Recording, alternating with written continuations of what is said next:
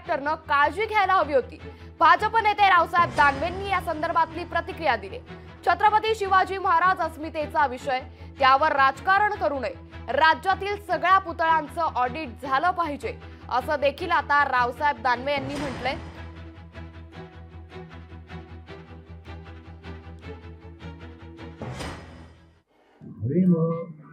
आणि त्या ठिकाणचे जे काही बेस होता त्याचा बेसमेंट तो गंजल्यामुळे पडला, अशा प्रकारचं वर्तमानपत्रात आणि चर्चेतून मी ऐकलं.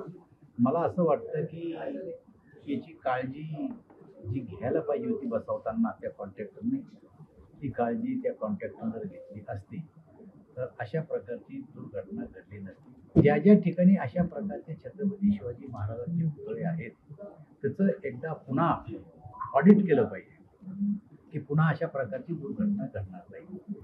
आता ही जी दुर्घटना घडली याचं कोणत्याही राजकीय पक्षानं राजकारण करता कामा नये असं आमचं मत आहे.